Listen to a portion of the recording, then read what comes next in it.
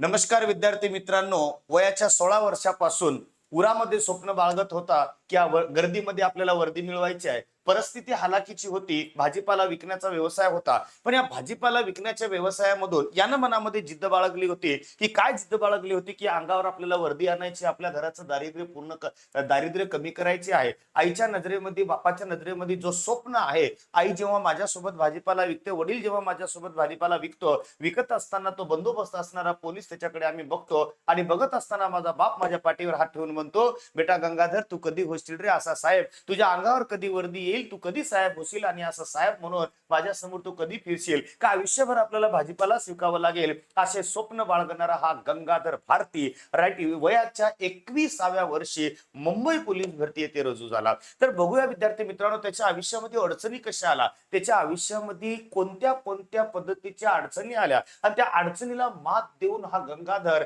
वयाच्या 21व्या वर्षी आपल्या अंगावर वर्दी मिळवली आणि वयाच्या 21व्या वर्षी हा प्रशासकीय सेवेमध्ये कसा रुजू झाला. तर विद्यार्थी मित्रांनो, गंगाधर रामदास भारती, गाव मरसूळ, तालुका पूर्णा, जिल्हा परभणी येथील हा विद्यार्थी होता. राईट, ऑफलाईनचा क्लास करण्याची इच्छा भरपूर होती, पण ऑफलाईनला क्लास करावा कुठं हे क्लास करण्यासाठी आपली परिस्थिती नव्हती. त्यांची परिस्थिती हालाकीची होती. सकाळी 4 वाजता उठणे, 4 वाजता उठल्यानंतर शेतातून भाजीपाला तोडणे, भाजीपाला तोडल्यानंतर लवकर मंडीत जाणे, 5-6 वाजता मंडीमध्ये पोहोचणे आणि तो भाजीपाला तिथे विकणे. तो भाजीपाला विकल्यानंतर मिळालेल्या पैशातून आपला उदरनिर्वाह करणे, घर चालवणे, शेतीतलं सगळं बघणे हे त्याचा व्यवसाय होता. परंतु मनामध्ये जिद्द होती की आपल्याला पोलीस व्हायचं आहे आणि पोलीस होऊनच दाखवायचं आहे.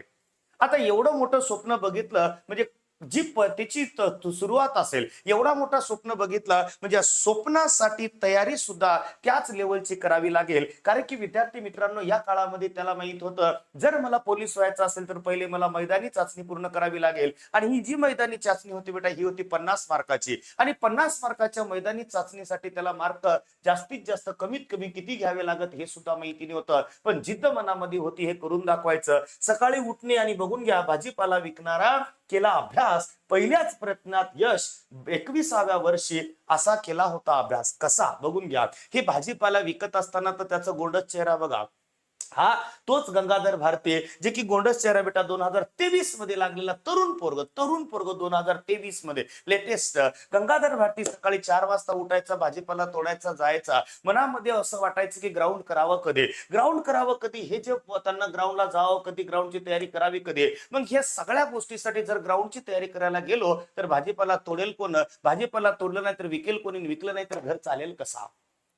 आई वडील आणि हे सगळं करत करत करत करत आईच्या नजरेत बघायचा, वडिलाच्या नजरेत बघायचा. वडील तर माझ्याकडे बघतो की माझा पोरगा अधिकारी होईल, पण मी करावं कसं? शेवटी गंगाधरनं हिंमत हारली नाही. शेतामध्ये जात असतानाच भाजीपाला तोडायला सकाळी उठलं की वाघ पळत जात गेला म्हणजे माझी रनिंग होईल, पळत जात गेला म्हणजे माझी रनिंग होईल, आणि पळत नाही गेलो तर माझी रनिंगची तयारी होणार नाही. असा करत करत विद्यार्थी मित्रांनो, वाटलं की स्वप्न पूर्ण करायचं असेल तर आपल्याला थकावं लागणार नाही. 4 वाजता उठणार गंगाधर 3 वाजता उठायला लागला. 3 ते 4 5 पर्यंत ग्राउंड करायला लागला. 5 वाजता भाजीपाला तोडायला लागला आणि भाजीपाला घेऊन मंडीत जाऊन विकायला लागला. असा त्याचा संसार, असा त्याचा जो तयारीचा प्रवास होता तो सुरू झाला. पण त्यासाठी क्लास तर करावे लागतील, क्लास तर जॉईन करावा लागेल. आणि क्लास जॉईन नाही केलं तर मार्क मिळतील कसे? मार्क नाही मिळली तर आपल्याला नोकरी लागेल कशी? मग यासाठी क्लास करण्यासाठी पैसे पुरेसे नव्हते, आणि पैसे जरी पुरेसे आपण जमा केलं तर आपल्याला कुठं वेळ आहे की आपण ऑफलाईनचा क्लास करावा?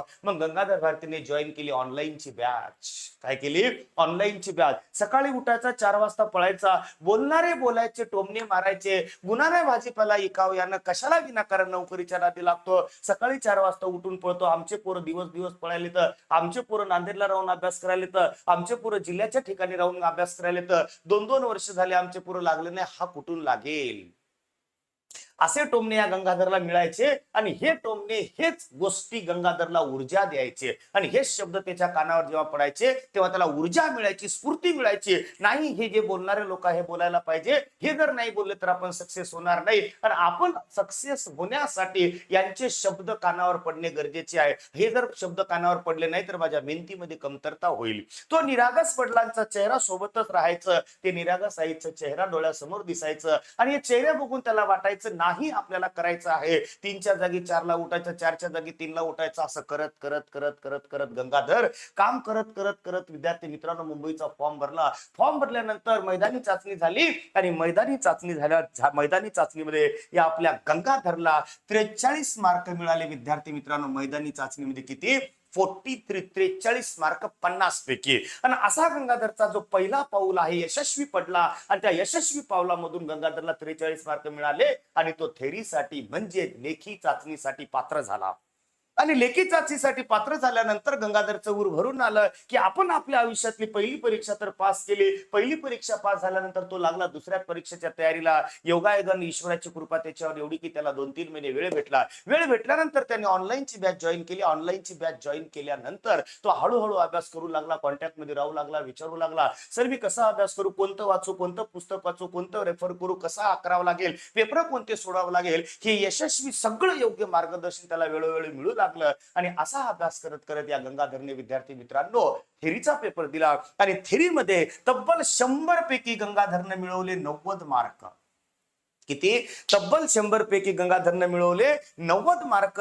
आणि विद्यार्थी मित्रांनो हा 90 मार्क मिळवल्यानंतर याची बेरीज तुम्हाला दिसतं 3 आणि विद्यार्थी मित्रांनो हे 13 100 इथं किती? 33. बघा हे 3ला 3 4 बरोबर आहे. 133 34 त्याचं तो कॅल्क्युलेशन झालं आणि कॅल्क्युलेशन तेवढं झाल्यानंतर गंगाधरला आपलं ध्येय डोळ्यासमोर दिसायला लागलं. आणि ध्येय डोळ्यासमोर दिसत असताना गंगाधरच्या जी मेहनत होती त्या मेहनतीला यश मिळालं. आणि मेहनतीला यश मिळाल्यानंतर विद्यार्थी मित्रांनो रिझल्ट आला आणि गंगाधर हा पोलीस मध्ये सिलेक्शन झाला. म्हणून विद्यार्थी मित्रांनो गरीबाचं पोरग अधिकारी होतो, श्रीमंताचं पोरग बिझनेसमॅन होतो, कारण की वडिलांना चालवलं बिझनेस हा परंपरेने चालवावं लागतं. नंतर नोकरी लागली, सगळं झालं. आईला कळालं, वडिलांना कळालं, वडिलांच्या डोळ्यातून अश्रू मावेना, आईच्या डोळ्यातून अश्रू मावेना, आनंदाचे अश्रू. काय गंगाधर होतास काय, झालास काय वागा, तू करून दाखवतो म्हणला होतास, केलास रे माझ्या वागा. आईनं असं मिठीत घेतलं. मिठीत घेतल्यानंतर आईला आनंद झाला, वडिलाला आनंद झाला. गंगाधरचा पहिला फोन मला आला, सर मी लागलो, माझा रिझल्ट आला. जेवढा गंगाधरला आनंद, जेवढा त्याच्या आई वडिलांना आनंद, तेवढा आनंद मला झाला. आणि ज्या ज्या शिक्षकांनी त्यांना शिकवलं सगळ्यांना त्याचा फोन होता. आणि या फोनवरून मला असं वाटत होतं की गंगाधरला किती आनंद व्हायले. म्हणजे याचा अर्थ असा झाला विद्यार्थी मित्रांनो, तुम्ही विचार करा, त्या गंगाधरच्या वाटाला, गंगाधरच्या अभ्यासाला अडचणी आल्या नाही का? त्याला अभ्यासाला सुरुवात केल्यानंतर त्याला जिथं म्हणलं तिथं अडचणी आल्या, पण तो अडचणीला घाबरला नाही. जो अडचणीला घाबरला, जो अडचणीला थांबला, जो अडचण आल्यानंतर थांबतो, तो भविष्यात सक्सेस कधीच होत नाही. अडचणीला मात द्या. अडचण सगळ्याच्याच आयुष्यात येत असतं. या गंगाधरनं वयाच्या 21व्या वर्षी सगळं सुख समाधान त्याग केलं. आई वडिलांनी घाम गाळून कष्ट करून दिलेल्या मोबाईलचा चांगला वापर केला. त्या मोबाईलवर ऑनलाईन क्लास केला, ऑनलाईन जॉईन केलं ना. ऑफलाईनचा क्लास कुठे झाला नाही बिचारा, पण ऑनलाईनच्या भरोश्यावर तो गंगाधर अरे 90 मार्क मिळवतो. ही काय साधी गोष्ट नाही बेटा, बरोबर आहे. 43 मार्क इथं थेरीमध्ये याच्यात मिळवतो, ती काही साधी गोष्ट नाही विद्यार्थी मित्रांनो. म्हणून मला हे सांगायचं की जर तुम्हाला त्या अडचणी आयुष्यात दिसत असतील, अडचणीला मात द्या. 4च्या जागी 3ला उठा. अरे माझा हा स्वप्न आहे, हा स्वप्न मला पूर्ण करायचं आहे. याच्यासाठी मी मोडलो तरी चालतं, पण स्वप्न पूर्ण करणारच. त्या वडिलांना मी जे स्वप्न डोळ्यात दाखवलेलं आहे की बाबा हा वाघ तुझा आज न उद्या वर्दीत तुझ्या समोर येणार आणि तुमच्या समोर आल्यानंतर बाबा तुम्ही बघा, ते दुरून तुम्ही ज्या पोलिसाला बघत होत्या, दुरून तो पोलीसवाला तुम्हाला काय वाटत होतं, आज तुमचा पोरगा पोलीस आहे, हीच वर्दी ती आहे. आणि गळ्याला मिठी धरून पडलं आणि मिठी धरून पडल्यानंतर वडिलांच्या डोळ्यातून अश्रू मावेनासे झाले. का? कारण की जे टोमणे लोक मारत होते, जे आमचा हा भाजीपाला आम्ही विकत होतो शेतातून घरून तोडून हे सगळ्या गोष्टीला कुठेतरी एक सपोर्ट पाहिजे होता, कुठेतरी एक मदत पाहिजे होती. आणि ती मदत मिळवून देणारा फक्त तूच आहेस, हा माझा मनचा अंतकरण सांगत होतं. आणि या मनामध्ये तू जागा बनवलास आणि तू करून दाखवलास बेटा. आज माझ्या आयुष्याचं सार्थक झालं. मला उद्या मरण आलं तरी चालतं, आज माझं जगण्याचं सार्थक झालं. मग ह्याच गंगाधरनं जेव्हा घरी आलं, हा सत्कार झाला. हे त्यांचे वडील, हे त्यांच्या आई, जी माय माऊली त्यांना जन्म दिली आणि ह्या वडिलांनी कष्टानं शिकवलं. या कष्टाचं फळ गंगाधरनं वडिलांना मिळवून दिलं. आणि आज विद्यार्थी मित्रांनो हा गंगाधर मुंबई पोलीस येथे प्रशासनामध्ये काय करतोय, मुंबई पोलीस येथे त्याचं जॉब आहे आणि मुंबईला आहे. मी गंगाधरला या माझ्या माध्यमातून मी ईश्वरचरणी प्रार्थना करतो, बाळा अशीच मेहनत करत राहा आणि जशी तुझ्या अंगावर वर्दी आली तसे इथं स्टार आले पाहिजे, डोक्यावर टोपी आली पाहिजे आणि माझा आशीर्वाद तुझ्या सोबत आहे. आज न उद्या तू तयारी तशीच चालू ठेव बेटा, PSI होशील, घरचाही नाव मोठा केलास, वडिलाचाही नाव मोठा केलास आणि आपल्या गावचा नाव मोठा केलास आणि तुझ्या शिक्षकाचं पण नाव मोठा केलास. म्हणून विद्यार्थी मित्रांनो, मला याच्यातून हेच सांगायचं आहे, जर आयुष्यामध्ये काही मिळवायचं असेल आणि मिळवण्याचं ध्येय जर तुमच्या मनामध्ये तुम्ही पक्क केलं असाल तर कोणतीच परिस्थिती, कोणत्याच अडचणी आपल्या वाट्याला येत नाही. त्या अडचणीला आपल्याला मात करावं लागतं, जसं गंगाधरनी केलं. गंगाधरनं जर साध्या मनात आणलं असतं तर मला एवढं कष्ट कसं होणार, मी उठणार कसं, मी ग्राउंड करणार कसं. तर विद्यार्थी मित्रांनो, गंगाधरच्या आयुष्यामध्ये त्याच्या स्वप्नातला ड्रेस, त्याच्या स्वप्नातला रंग, त्याच्या स्वप्नातली वर्दी अंगावर आली नसती, गंगाधर आयुष्यभर कोणाच्या तरी अंगावर बघून झुरून झुरून राहिला असता. पण तसा तो केला नाही. त्यानं काय केलं, मेहनत केली, त्यानं अभ्यास केला, त्यानं कष्ट केला आणि त्या कष्टाचं फळ त्याला मिळालं. म्हणून माझ्या माय माऊलींना मी विनंती करतो, माझ्या भगिनींनो, तुम्ही पण कष्ट कर, तुम्ही पण अभ्यास करता. आज या मातेच्या नजरेमध्ये आणि आज या वडिलाच्या नजरेमध्ये हा गंगाधर आकाशाहून आभाळाहून मोठा झाला आणि यानं ते नाव कमवलं. आज गंगाधर गावातून घडला. गंगाधर घडल्यामुळे अख्ख्या गावातले आई वडील विचार करायला लागला, अरे गंगाधर नोकरीला लागू शकतो तर तू का लागत नाही. म्हणून गंगाधर सर, मी तुम्हाला खूप खूप धन्यवाद मानतो, कारण की तुम्ही जे कष्ट केलं तुमच्यामुळे आता आई वडील इतर विद्यार्थ्यांवर विश्वास ठेवतील आणि त्यांना शिकण्यासाठी परमिशन देतील. म्हणून मी या गोष्टीतून तुम्हाला शेवटी हेच सांगू इच्छितो की परिस्थिती माणसाच्या आयुष्यात सक्सेस होण्याला आडवी कधीच येत नाही. याचा जिवंत आणि ज्वलंत उदाहरण म्हणजे आपला गंगाधर भारती. म्हणून मी सगळ्या विद्यार्थ्यांना माझ्याकडून शुभेच्छा देतो. येणाऱ्या भरतीसाठी आतापासून पेटून उठा आणि आतापासून त्याची आखणी करा आणि आतापासून अभ्यासाला लागा. वर्दी या गर्दीत आपलीच आहे असा ध्येय तुमचं पूर्ण होण्याशिवाय राहणार नाही. गंगाधरचा चेहरा आणि त्यानं केलेलं कष्ट डोळ्यासमोर ठेवा. म्हणून विद्यार्थी मित्रांनो, आजच आखणी करा आणि आतापासून अभ्यासाला लागा.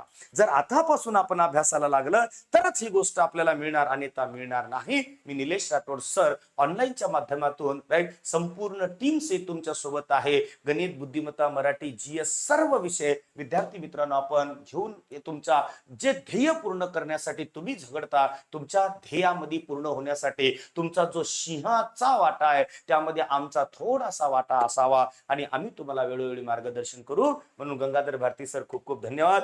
जय माई, त्या माई माऊलीला आणि त्या वडिलाला माझा हात जोडून नम्र विनंती, प्रामाणिक जे की माझा त्यांना नमस्कार आहे की खरोखर तुम्ही एका वाघाला जन्म दिला आणि तो वाघ आज तुमचा चमकून दाखवला. म्हणून विद्यार्थी मित्रांनो, तुम्हाला सुद्धा बेस्ट ऑफ लक. तुम्ही सुद्धा करायला सुरुवात करा. चला भेटूया आपण पुढच्या वेळेला अंगावर वर्दी घेऊन. थँक्यू.